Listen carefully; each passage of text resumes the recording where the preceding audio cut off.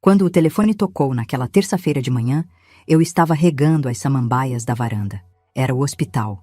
Roberto tinha sofrido um infarto fulminante durante uma reunião. Meu filho tinha 42 anos. 42 anos e estava morto. Não consegui gritar. Não consegui chorar. Fiquei parada segurando o telefone enquanto a água do regador escorria e molhava meus chinelos. A moça do outro lado da linha repetia meu nome, perguntando se eu estava bem, se tinha alguém comigo. Eu desliguei sem responder. Roberto era tudo o que eu tinha no mundo. Filho único, trabalhador, inteligente. Ele tinha construído uma empresa de tecnologia do zero, era CEO, tinha escritório em São Paulo inteiro. Mas para mim, ele ainda era aquele menino magro que passava horas fazendo lição de casa na mesa da cozinha.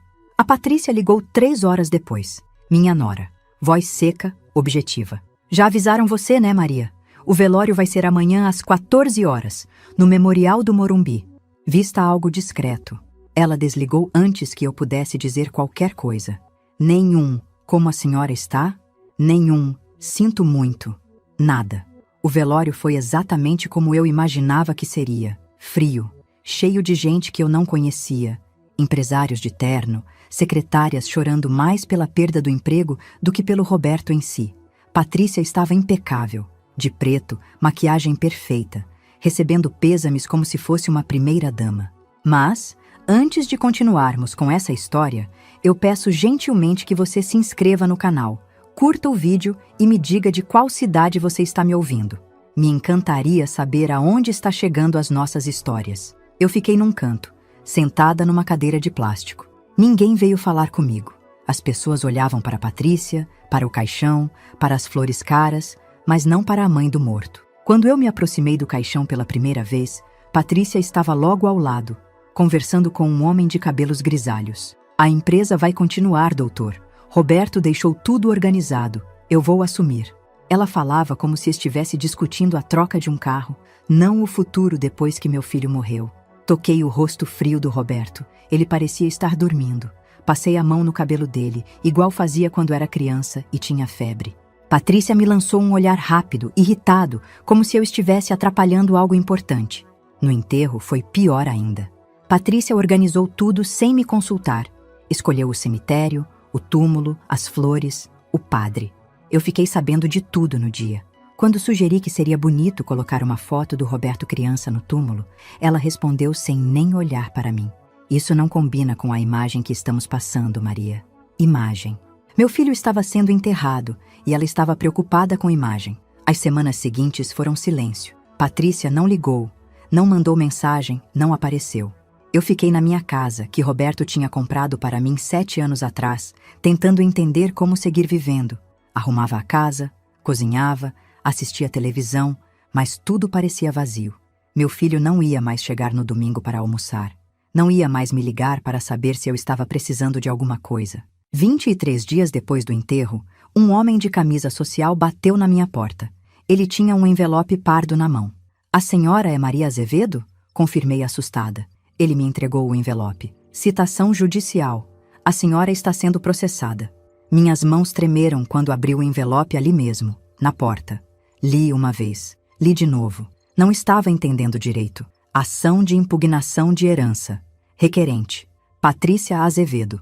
Requerida: Maria Azevedo. Patrícia estava me processando. Minha nora estava me processando pela herança do meu próprio filho. Sentei no sofá e li o documento inteiro, devagar. Cada palavra era uma facada. Patrícia alegava que eu nunca havia trabalhado formalmente, que era dependente financeira do falecido sem contribuição comprovada ao patrimônio familiar e que não possuía direitos legítimos sobre os bens deixados. Tinha uma parte que dizia assim: a requerida, pessoa idosa sem histórico profissional, nem renda própria, viveu às custas do falecido por anos, caracterizando dependência unilateral sem reciprocidade. Idosa sem histórico profissional, dependente, sem reciprocidade. Eu tinha dado à luz aquele menino. Tinha passado noites acordada quando ele teve meningite aos 5 anos. Tinha trabalhado 40 anos como professora para criar ele. E agora estava escrito num papel de tribunal que eu não tinha contribuído com nada. Liguei para a Patrícia. Ela atendeu no 3º toque. voz tranquila, quase entediada. Oi, Maria. Patrícia, o que é isso? Esse processo? Como você pode fazer isso? Ela suspirou, como se eu fosse uma criança fazendo birra. É uma questão legal, Maria. Roberto deixou um patrimônio considerável. Eu sou a viúva legítima. Você... Bem, você nunca trabalhou de verdade, nunca contribuiu financeiramente. É justo que eu fique com tudo. Ele construiu aquilo comigo do lado, não você. Eu sou a mãe dele, e eu era a esposa. Olha, não torna isso mais difícil do que precisa ser.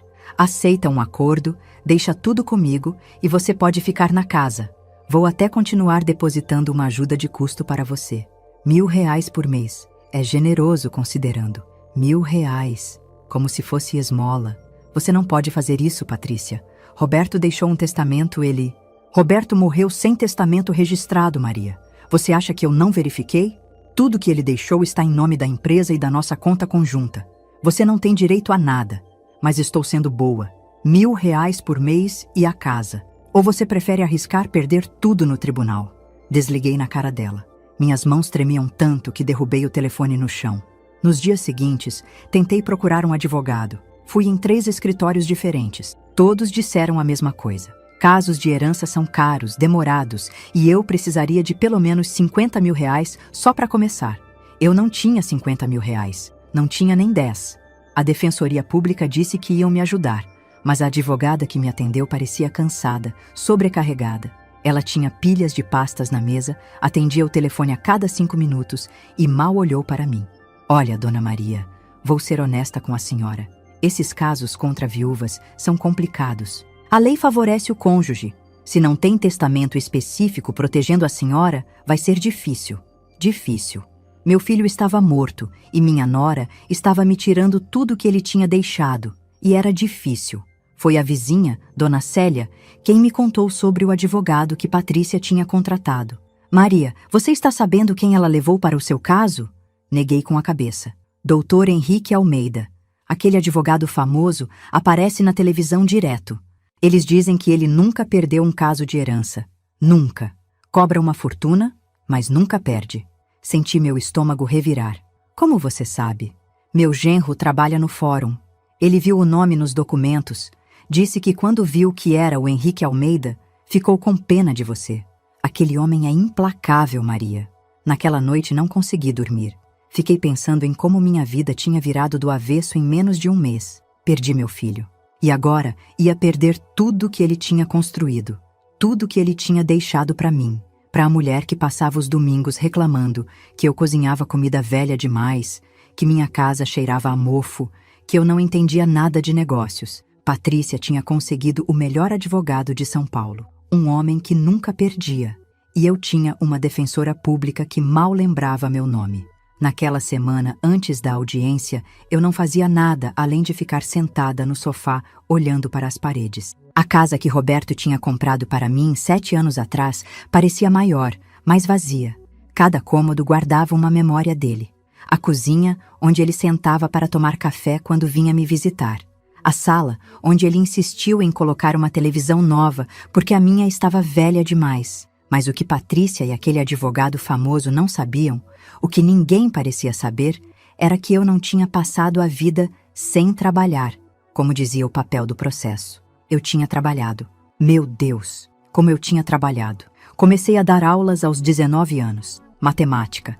Sempre fui boa com números, desde criança. Meu pai dizia que eu tinha cabeça de homem, que desperdiçava meu talento não fazendo engenharia. Mas eu queria ensinar. Queria ver o rosto das crianças quando finalmente entendiam uma equação que parecia impossível. Dava aulas numa escola pública na Zona Leste. Sala com 45 alunos, giz quebrando na mão, carteira velha, mas eu amava.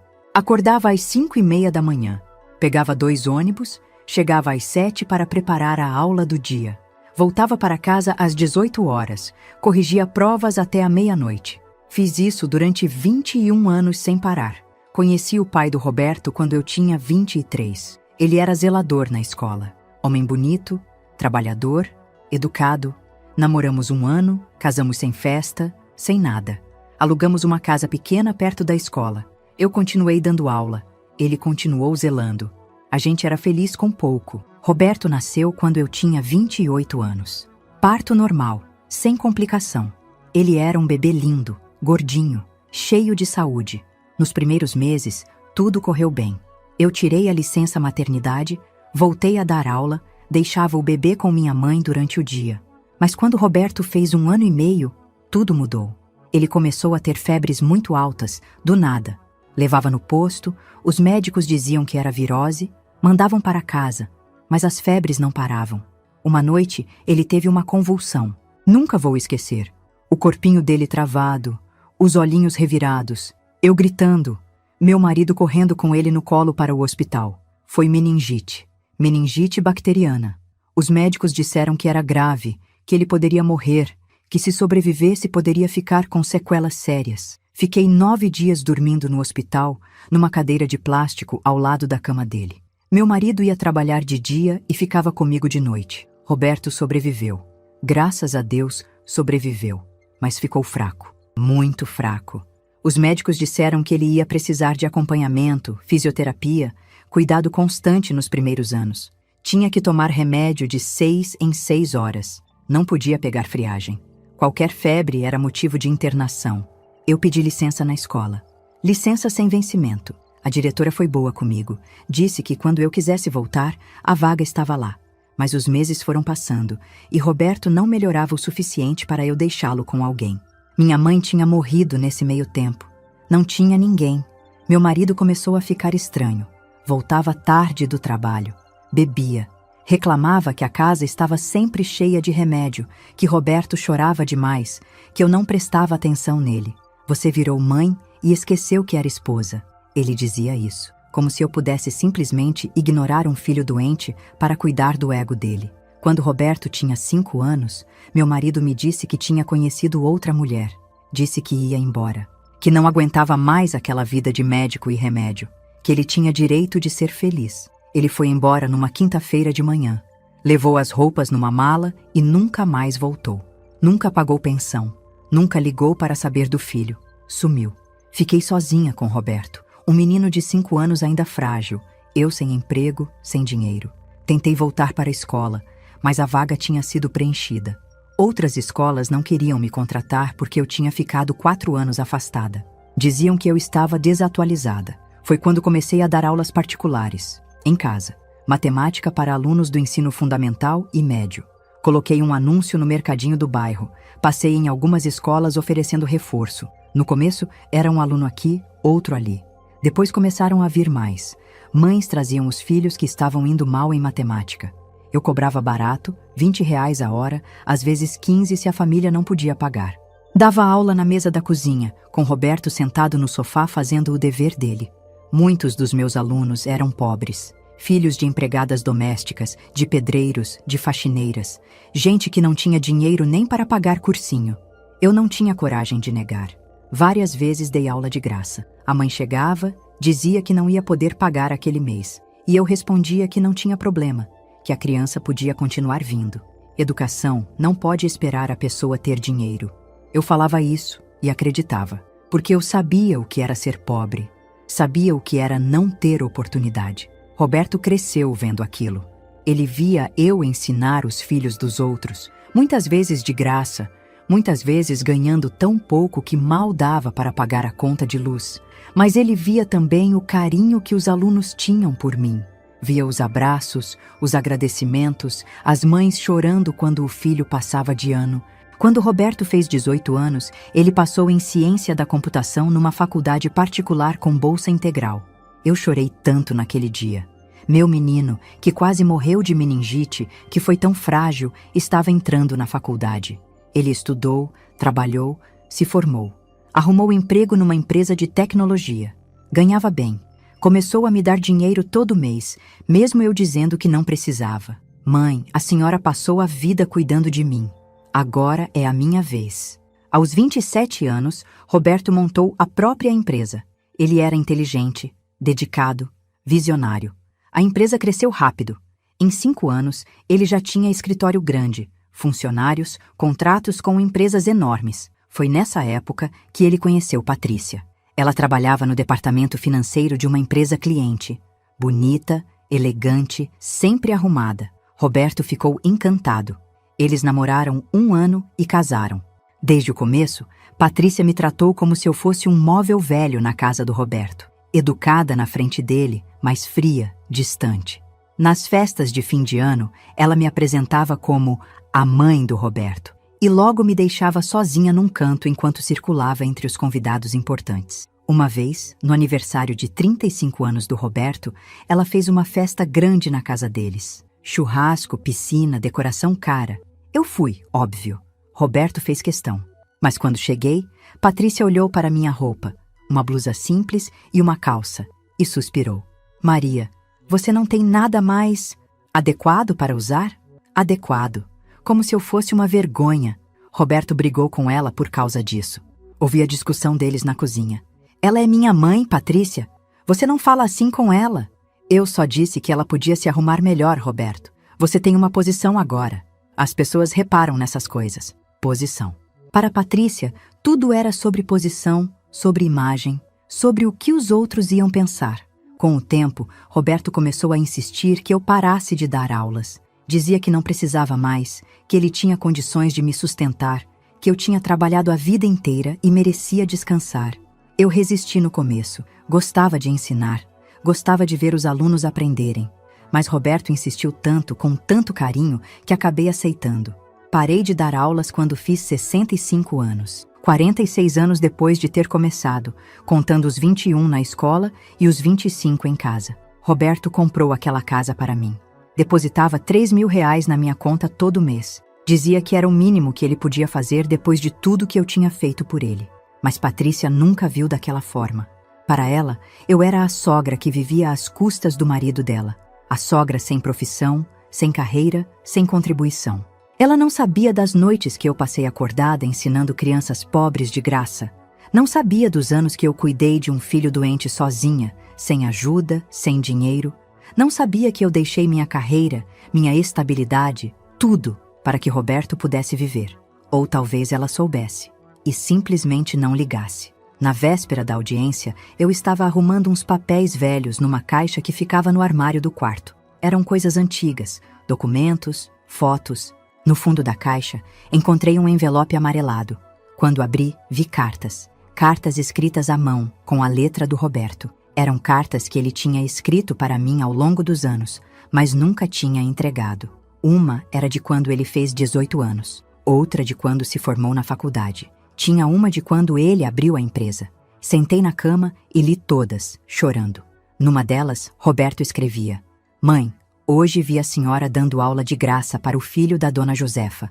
A senhora nem cobrou, disse que não tinha problema. Eu fiquei pensando em quantas vezes a senhora fez isso, em quantas crianças aprenderam matemática por causa da senhora. Um dia eu vou ter condições de cuidar da senhora como a senhora cuidou de mim. Prometo. Ele tinha cumprido a promessa, tinha cuidado de mim.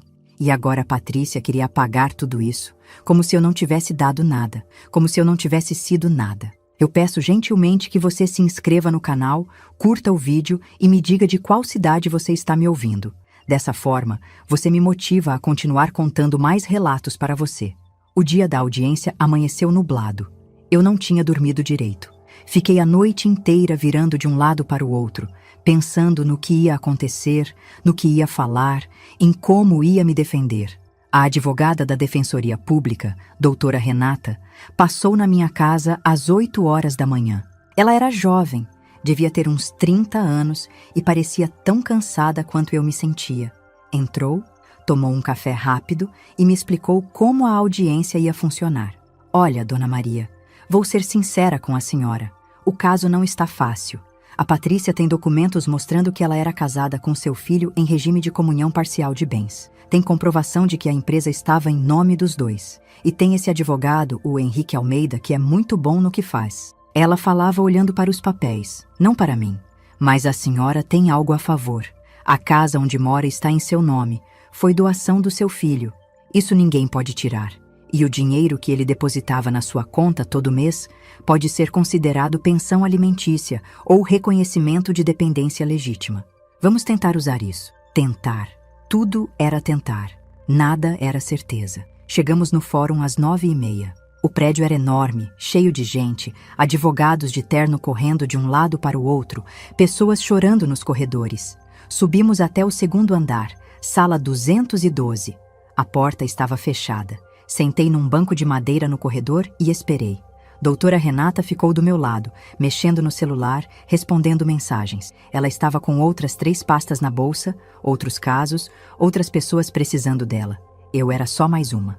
15 minutos depois, Patrícia apareceu. Ela estava diferente de como eu lembrava. Mais magra, mais arrumada. Usava um vestido preto elegante, escarpin, bolsa de marca. O cabelo estava preso num coque perfeito. Ela parecia uma executiva, uma mulher de negócios. Não parecia uma viúva de luto. Atrás dela, vinha um homem alto, de terno cinza impecável, cabelos grisalhos bem cortados, pasta de couro na mão. Ele tinha uns 50 e poucos anos, postura ereta, andar confiante. Era bonito, daquele jeito sério que alguns homens mais velhos são. Era o doutor Henrique Almeida. Patrícia passou por mim sem olhar. Entrou na sala de audiências como se eu nem estivesse ali. O advogado dela me lançou um olhar rápido, neutro, profissional. O olhar de quem já tinha visto 1000 casos iguais e sabia exatamente como ia terminar. Quando a porta abriu e nos chamaram para entrar, senti minhas pernas tremerem. A sala era pequena, com uma mesa comprida no centro e cadeiras de cada lado. No fundo, numa mesa mais alta, estava o juiz.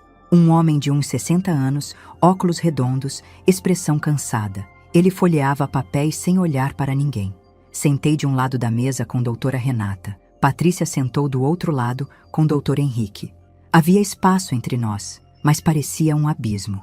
O juiz começou a audiência lendo o número do processo, os nomes das partes, toda aquela coisa formal. Eu mal ouvia. Ficava olhando para Patrícia. Ela estava serena, calma, confiante. Sabia que ia ganhar. A requerente pode apresentar suas alegações iniciais, disse o juiz. Doutor Henrique se levantou. Tinha uma voz grave, clara, bonita de ouvir. Era o tipo de voz que fazia as pessoas prestarem atenção. Excelência, o caso que trazemos hoje é de natureza sucessória, mas também de justiça patrimonial. Minha cliente Patrícia Azevedo, viúva de Roberto Azevedo, dedicou 15 anos de sua vida ao lado do falecido, contribuindo direta e ativamente para a construção do patrimônio familiar. Ele abriu a pasta e começou a tirar documentos, colocando sobre a mesa. Aqui temos contratos mostrando que minha cliente trabalhava na empresa do falecido. Aqui, comprovantes de que ela gerenciava as finanças pessoais do casal. Aqui, documentos que demonstram investimentos feitos em conjunto. Tudo isso comprova participação ativa e legítima no patrimônio. O juiz pegou os papéis e começou a examinar. Doutor Henrique continuou. Por outro lado, temos a requerida Maria Azevedo, mãe do falecido. Com todo o respeito que uma mãe merece, os fatos são claros. A senhora nunca exerceu atividade profissional formal nos últimos 40 anos. Viveu de forma dependente do filho, sem contribuição financeira comprovada ao patrimônio que ele construiu. Cada palavra era como um tapa na cara. O falecido, por afeto filial natural, provia a mãe com uma residência e uma mesada mensal. Isso é louvável, mostra caráter, mas não configura direito sucessório sobre o patrimônio empresarial que ele construiu com a esposa ao lado. A lei é clara quanto à hierarquia de sucessão. A viúva tem preferência. Ele sentou. Patrícia estava sorrindo levemente, satisfeita. O juiz olhou para a doutora Renata. A defesa quer se manifestar? Doutora Renata se levantou. Ela parecia ainda mais jovem ali, na frente daquele advogado caro e experiente. Excelência, a requerida é mãe do falecido. Ela o criou sozinha após o pai abandonar a família. Ela cuidou dele durante uma doença grave na infância. Ela... Doutora, o juiz interrompeu. Isso é relevante emocionalmente, mas legalmente? O que importa é contribuição ao patrimônio. Tem algo nesse sentido? Doutora Renata engoliu seco. A casa onde a requerida mora foi doação do filho em vida. Isso mostra reconhecimento de... A casa não está em discussão. Doutor Henrique interrompeu, educado, mas firme. Minha cliente não está reivindicando a residência da senhora Maria. Apenas o patrimônio empresarial e as contas bancárias do casal. Apenas, pensei, como se fosse pouca coisa. como se não fosse tudo que Roberto tinha construído, tudo que ele tinha querido que eu tivesse depois dele. O juiz suspirou. Bem, vamos aos fatos então. Doutor Henrique, o senhor tem algo mais a acrescentar antes de eu... Foi nesse momento que Dr. Henrique se levantou novamente. Ele pegou mais um documento da pasta, começou a falar, mas parou no meio da frase. Estava olhando para mim. Não era um olhar profissional, distante, de advogado analisando a parte contrária. Era um olhar diferente, confuso, surpreso. Ele franziu a testa, inclinou a cabeça levemente, como se estivesse tentando lembrar de algo. Deu um passo à frente, chegou mais perto da mesa, olhando fixamente para mim. Professora, Maria? A voz dele saiu baixa, quase um sussurro. O juiz pareceu irritado. Doutor, o senhor quer continuar com suas alegações ou... Dr. Henrique não respondeu ao juiz. Continuou me olhando. Vi seus olhos ficarem vermelhos, vidrados. Ele largou os papéis na mesa. A mão dele tremeu. Professora Maria. Ele repetiu, agora mais alto. A senhora é a professora Maria Azevedo? Da Correb 2? Eu não estava entendendo nada. Olhei para ele, confusa. Eu morei na Correb 2, sim, há muitos anos. Dr. Henrique soltou uma risada curta, incrédula. Passou a mão no rosto. Quando tirou a mão, tinha lágrimas escorrendo. Meu Deus, ele murmurou. Meu Deus do céu. E então, para choque de todos na sala, ele atravessou o espaço entre as mesas, contornou a cadeira da Patrícia e veio direto até mim. Ajoelhou na minha frente, segurou minhas mãos e começou a chorar. Professora Maria, a senhora não lembra de mim. Eu era o Henrique pequeno. A senhora me dava aula na mesa da cozinha da sua casa. Eu tinha 8 anos. Minha mãe era faxineira e não tinha dinheiro para me pagar reforço. Meu coração parou. Henrique, um menino magro, tímido, que tinha dificuldade com multiplicação, que sentava na minha cozinha 3 vezes por semana, que ficava até tarde porque a mãe dele só conseguia buscá-lo depois das 8 da noite. Henrique, eu sussurrei, tocando o rosto dele. Você é o Henrique? Ele assentiu, chorando, segurando minhas mãos como se fosse me perder de novo. A senhora me ensinou matemática durante 3 anos, professora. De graça. Minha mãe não pagava nada e a senhora nunca reclamou. A senhora me ajudou a conseguir a bolsa de estudos. A senhora preencheu os papéis, me levou para fazer a prova, esperou o resultado comigo. Eu estava chorando também agora.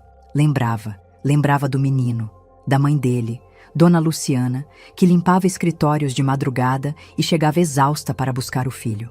A senhora mudou minha vida. Henrique falou ainda ajoelhado. Eu passei naquela bolsa. Estudei em colégio particular. Fiz faculdade de Direito. Me tornei advogado. Tudo por causa da senhora. Tudo. O juiz estava boquiaberto. Doutora Renata também. Patrícia estava pálida, olhando para a cena sem acreditar. Henrique se levantou, limpou o rosto, respirou fundo. Olhou para o juiz. Excelência, preciso me retirar deste caso. Tenho um conflito de interesses gravíssimo que não posso ignorar. Doutor Henrique, Patrícia levantou, voz esganiçada. O senhor não pode... Ele olhou para ela. O olhar não era mais profissional, neutro. Era duro, decepcionado. Posso sim, e vou. Não vou processar a mulher que me deu o futuro. Não vou tirar nada de quem me deu tudo. Virou-se para mim novamente. Professora Maria, a senhora aceita que eu a represente? De graça, como retribuição, como pagamento de uma dívida que nunca vou conseguir quitar. Não consegui responder. Só chorei. O juiz pediu um intervalo de 15 minutos. Acho que ele precisava processar o que tinha acabado de ver. Eu também precisava. Saí da sala de audiências com as pernas bambas. Doutora Renata me seguiu, ainda em choque. Sentamos no mesmo banco do corredor onde eu tinha esperado antes. Ela ficou me olhando como se eu fosse uma pessoa completamente diferente da que ela tinha conhecido 1 hora atrás. Dona Maria, a senhora não me contou que conhecia o Dr. Henrique. Eu não sabia que conhecia, respondi, ainda confusa. Faz tanto tempo. Ele era uma criança. Eu nem lembrava mais do rosto dele.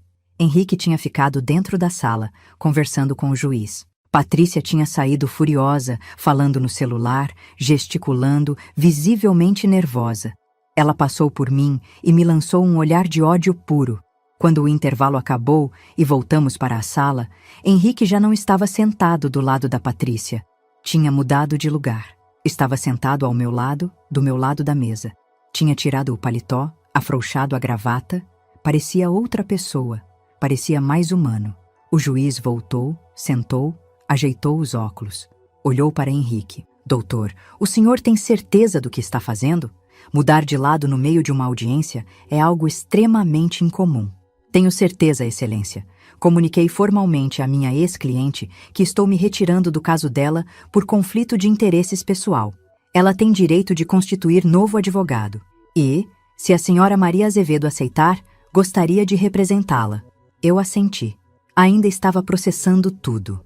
O juiz fez algumas anotações. Muito bem. Vou remarcar a audiência para daqui a 30 dias, para dar tempo da requerente constituir nova defesa. Mas antes de encerrarmos, Dr. Henrique, o senhor poderia explicar formalmente para o processo qual é esse conflito de interesses? Preciso que fique registrado. Henrique respirou fundo. Olhou para mim, pedindo permissão silenciosa. Assenti de novo. Excelência, vou contar a história completa, para que fique claro.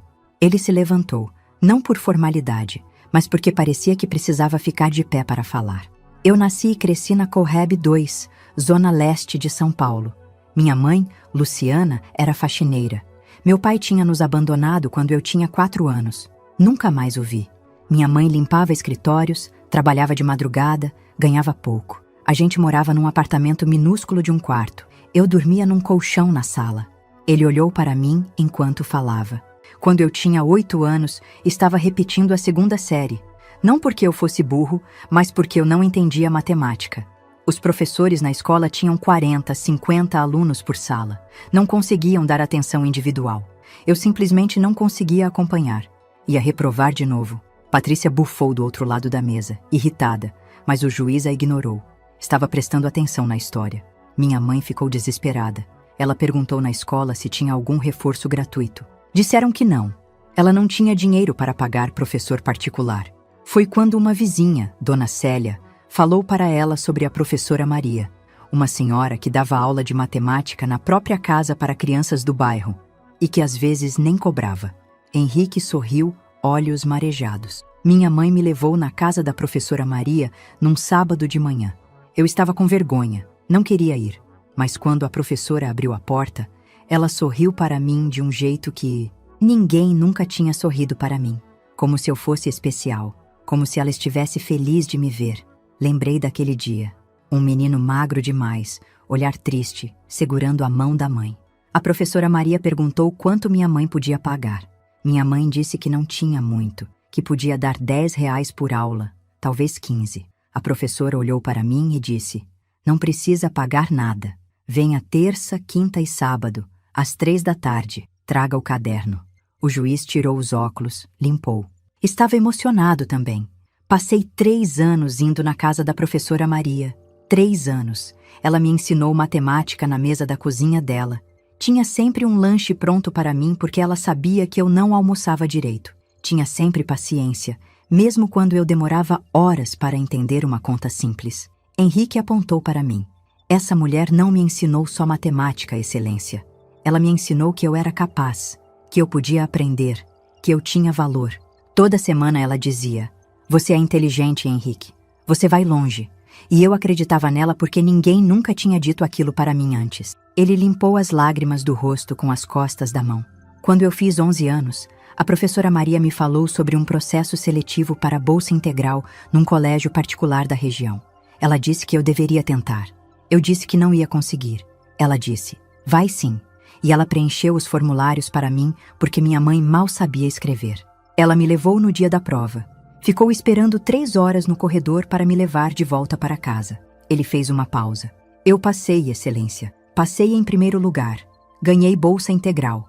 Estudei naquele colégio particular do 6º ano até o 3º ano do ensino médio. De lá, passei no vestibular para Direito na USP. Me formei, fiz pós-graduação, abri meu escritório. Me tornei o advogado que sou hoje. Henrique bateu na mesa levemente. Tudo, absolutamente tudo que eu sou, começou naquela mesa de cozinha, com uma professora que se importou com um menino pobre que ninguém mais se importava. Ela não tinha obrigação de me ensinar, não ganhava nada com aquilo, mas ela ensinou. Durante 3 anos, de graça. O silêncio na sala era total. Então, quando o senhor me pergunta se tenho certeza do que estou fazendo, Excelência, sim, tenho. Não vou processar a mulher que me deu futuro. Não vou tirar a dignidade de quem me ensinou o que dignidade significa. Patrícia se levantou bruscamente. Isso é muito bonito, muito emocionante, mas não muda nada. O caso é sobre herança, sobre direito legal, não sobre histórias sentimentais de décadas atrás. O juiz olhou para ela com uma expressão que eu não soube decifrar. Doutora Patrícia, sugiro que a senhora contrate um novo advogado e prepare sua defesa. A audiência será remarcada. Patrícia saiu batendo a porta. O juiz olhou para mim, pela primeira vez com gentileza. A senhora criou bem seu filho, Dona Maria. E, pelo visto, criou outros filhos também, sem nem saber. Ele encerrou a audiência e saiu. Fiquei sozinha na sala com Henrique e doutora Renata, que disse que ia providenciar a documentação para ele assumir oficialmente meu caso. Ela saiu, me deixando a sós com Henrique. Ele sentou na cadeira ao meu lado, me olhou com carinho. Professora, tem uma coisa que preciso contar para a senhora. Algo que descobri quando assumi o caso da Patrícia. Meu coração acelerou. O que é? Ele hesitou, como se estivesse escolhendo as palavras. Quando Patrícia me procurou, ela trouxe documentos. Muitos documentos. Eu precisava analisar tudo antes de entrar com o processo. Entre esses documentos, tinha algo que ela não sabia que estava lá. Algo que o Roberto tinha deixado guardado, registrado em cartório. O que era? Perguntei, quase sussurrando. Henrique tirou uma pasta da bolsa. Abriu devagar. Pegou um papel com carimbo de cartório. Roberto fez um testamento, professora. Há 5 anos. Testamento registrado, autenticado, testemunhado. Está tudo aqui. Ele me entregou o papel. Comecei a ler. As palavras ficavam embaçadas por causa das lágrimas, mas consegui entender. Roberto tinha deixado registrado que, em caso de morte, 40% de todo o patrimônio líquido deveria ir para mim. A casa onde eu morava, que já estava no meu nome, nem entrava na conta. Era patrimônio à parte, intocável. E mais, tinha uma cláusula dizendo que nenhum cônjuge poderia contestar essa divisão. Ela mentiu, Henrique disse baixinho. Patrícia disse que Roberto não tinha deixado o testamento. Mentiu para mim, mentiu para o cartório, mentiu no processo. Ela sabia que esse testamento existia e tentou esconder. Eu só descobri porque procurei em todos os cartórios de registro. Encontrei por acaso. Olhei para ele, ainda segurando o papel. Por que ela faria isso? Ganância, professora. Pura ganância. Ela queria tudo, não queria dividir nada com a senhora. Então mentiu, forjou informações, me contratou achando que eu ia destruir a senhora no tribunal sem verificar os fatos. Henrique pegou minha mão. Mas ela não contava com uma coisa. Ela não sabia quem a senhora era. E agora eu sei. E agora eu vou garantir que a senhora receba exatamente o que Roberto queria que recebesse. Olhei para aquele homem que tinha sido um menino assustado na minha cozinha. Agora ele era minha única defesa, minha única esperança. E pela primeira vez desde que Roberto morreu, senti que talvez, apenas talvez, a justiça fosse feita. Os 30 dias até a próxima audiência pareceram 30 anos. Henrique veio à minha casa 6 vezes nesse período. Ele trazia documentos, me explicava cada detalhe do processo, me preparava para o que podia acontecer. Professora, Patrícia vai contratar outro advogado. Provavelmente alguém tão bom quanto eu, ou que pelo menos vai tentar ser.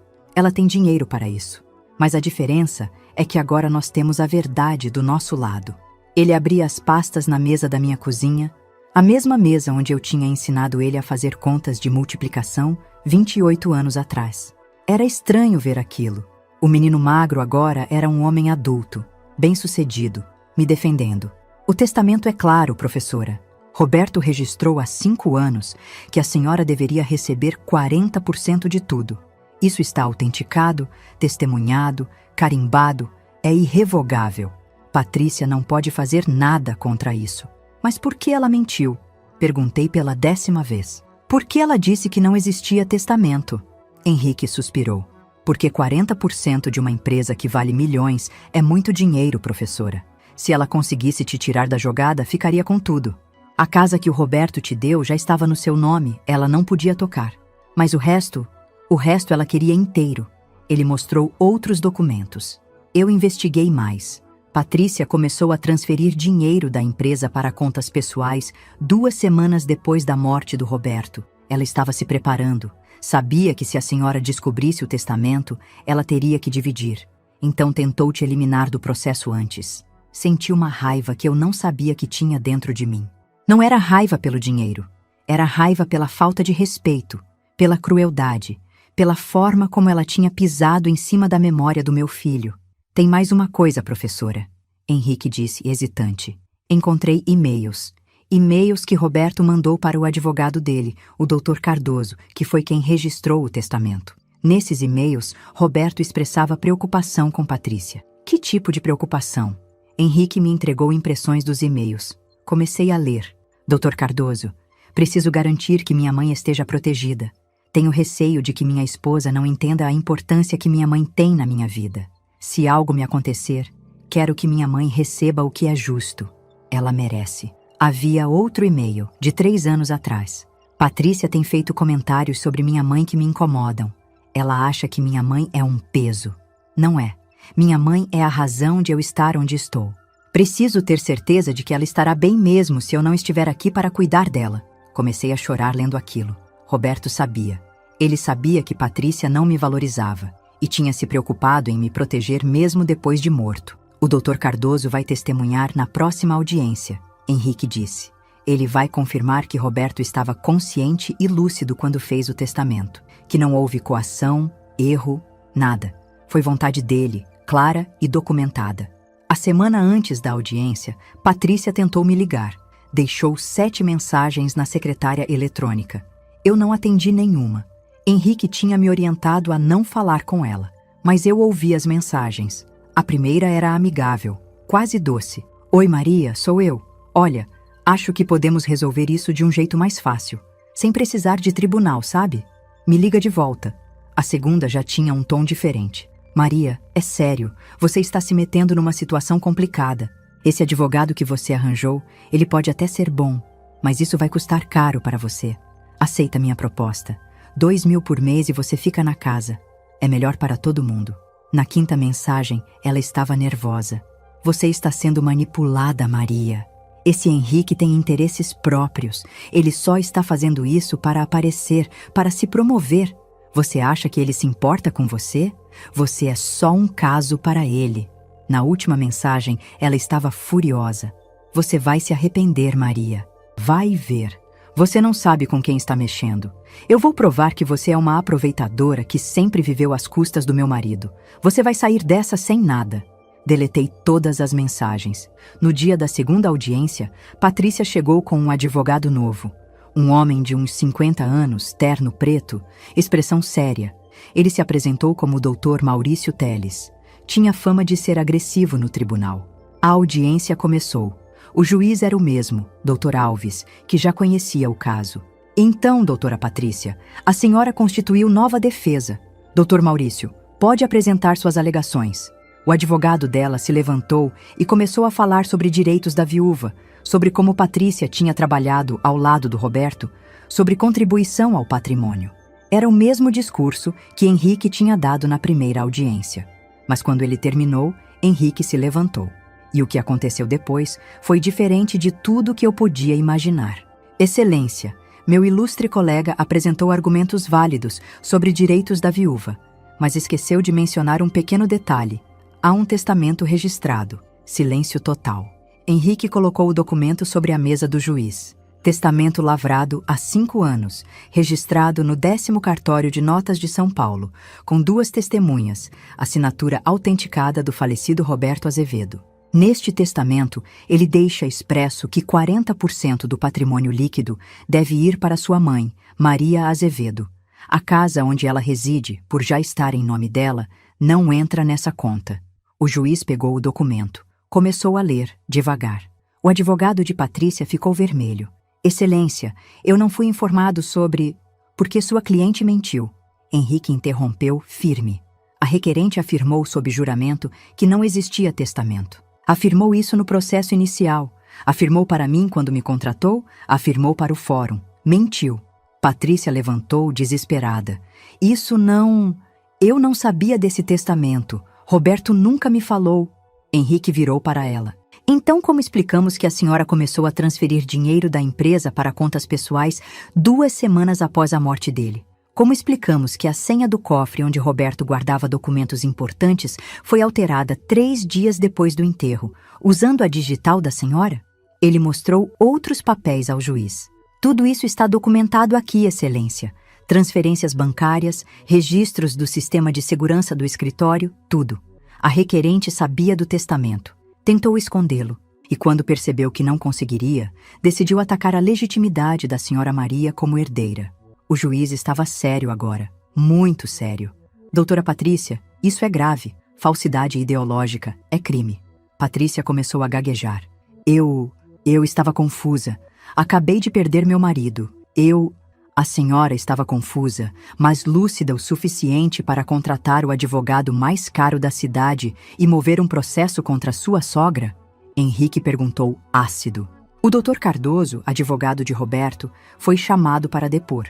Ele confirmou tudo. Confirmou que Roberto tinha feito o testamento de própria vontade, que estava preocupado com a mãe, que queria garantir que eu recebesse o que era justo. Mostrou os e-mails. Leu em voz alta as mensagens que Roberto tinha mandado, preocupado que Patrícia não me respeitasse. Quando o Dr. Cardoso terminou de falar, Patrícia estava pálida.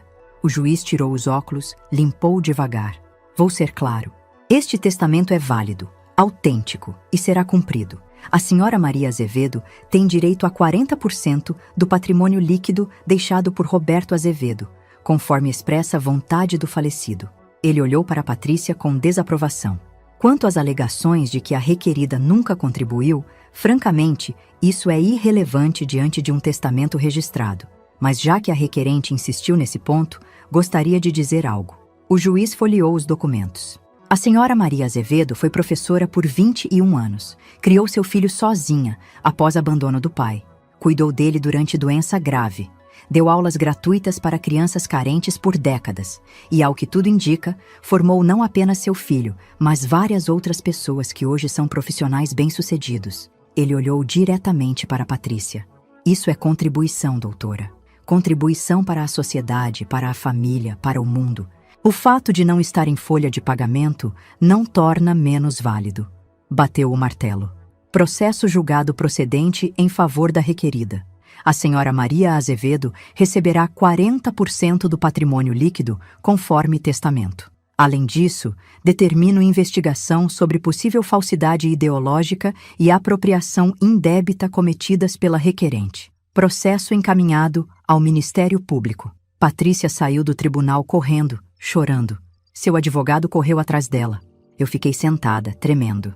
Henrique segurou minha mão. Acabou, professora. A senhora venceu. Mas eu não sentia que tinha vencido. Sentia apenas que tinha recuperado o respeito que nunca deveria ter perdido.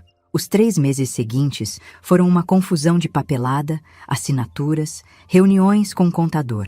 Henrique cuidou de tudo. Ele contratou um advogado especializado em inventário para me ajudar a receber o que Roberto tinha deixado. A empresa valia mais do que eu imaginava. Muito mais. Quando o contador me mostrou os números, eu tive que sentar. Dona Maria, 40% do patrimônio líquido dá aproximadamente 4,2 milhões de reais. Isso sem contar a casa onde a senhora mora, que já é sua, e não entra nessa divisão. 4 milhões de reais. Eu nunca tinha visto nem 100 mil junto na minha vida. O que eu vou fazer com isso tudo? Perguntei para Henrique, assustada. Ele sorriu. O que a senhora quiser, professora. Viajar, reformar a casa, ajudar quem precisa, é seu. O Roberto quis que fosse seu. Patrícia tentou contestar a decisão, óbvio. Entrou com recurso, alegou irregularidades, tentou adiar o inventário. Mas não adiantou nada. O testamento estava registrado, autenticado, era incontestável. E a investigação criminal que o juiz tinha determinado começou a avançar. Descobriram que Patrícia tinha mesmo alterado a senha do cofre de Roberto 2 dias após a morte dele. Encontraram documentos que ela tinha destruído, transferências suspeitas para contas no exterior. Não foi fraude empresarial grande, nada que fosse parar nos jornais, mas foi o suficiente para ela ser indiciada por apropriação indébita e falsidade ideológica. O processo criminal ainda estava correndo quando recebi minha parte da herança. Henrique me ligou para contar que Patrícia tinha vendido a participação dela na empresa e deixado São Paulo. Soube depois, por uma conhecida, que ela tinha mudado para o Rio de Janeiro. Nunca mais tive notícias dela. E, sinceramente, não fiz questão. O dinheiro caiu na minha conta numa terça-feira de manhã. R$ 4.237.812. Eu olhei para o extrato no aplicativo do banco e não senti nada do que imaginava sentir. Não senti alegria, nem alívio, nem satisfação de ter vencido. Senti falta do Roberto, porque aquele dinheiro não era meu, era dele. Ele tinha trabalhado tanto, construído tanto, e agora estava morto. E eu estava viva, com milhões na conta, mas sem meu filho. Chorei muito naquele dia. Henrique apareceu na minha casa no final da tarde. Tocou a campainha, entrou, me encontrou sentada no sofá com os olhos inchados. Professora, o que aconteceu? Recebi o dinheiro, respondi. E não sei o que fazer com ele. Não era para eu ter esse dinheiro, Henrique. Era para Roberto estar vivo. Ele sentou do meu lado, me abraçou.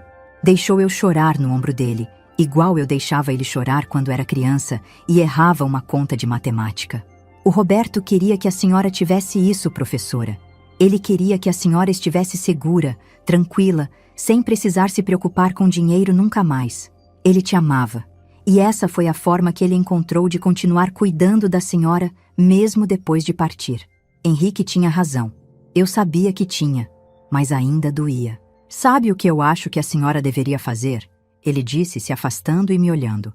Acho que deveria fazer o que sempre fez. Ensinar, ajudar, ser quem a senhora sempre foi. Foi aí que tive a ideia. Reformei a casa, transformei o quarto de hóspedes, que era só depósito de coisas velhas, numa sala de aula pequena.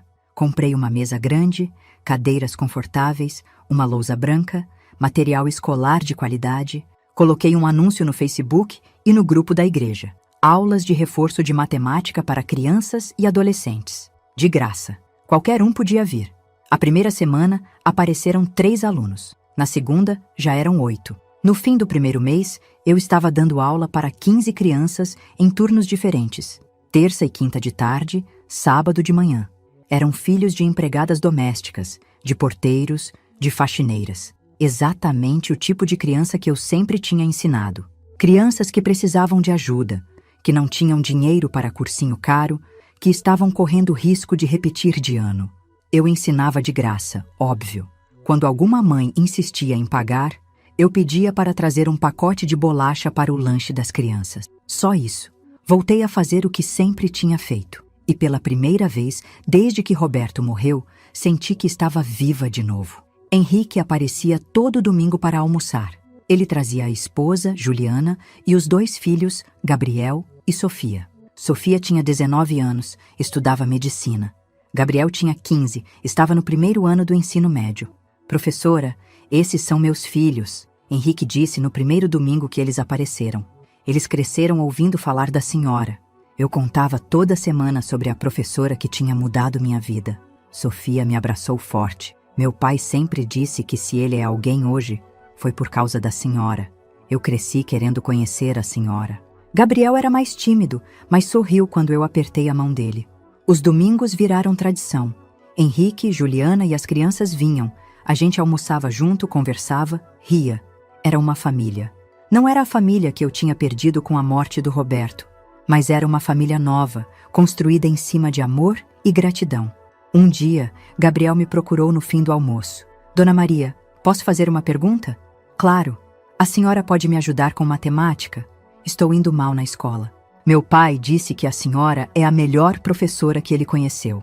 Comecei a dar aulas particulares para Gabriel. Toda quarta-feira, ele vinha depois do colégio, ficava 2 horas fazendo exercícios comigo.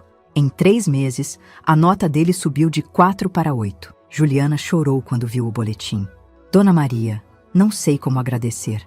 Não precisa agradecer, é o que eu faço. Com o dinheiro que Roberto deixou, fiz outras coisas também. Paguei a cirurgia de catarata da dona Célia, minha vizinha, que estava quase cega e não tinha condições de operar.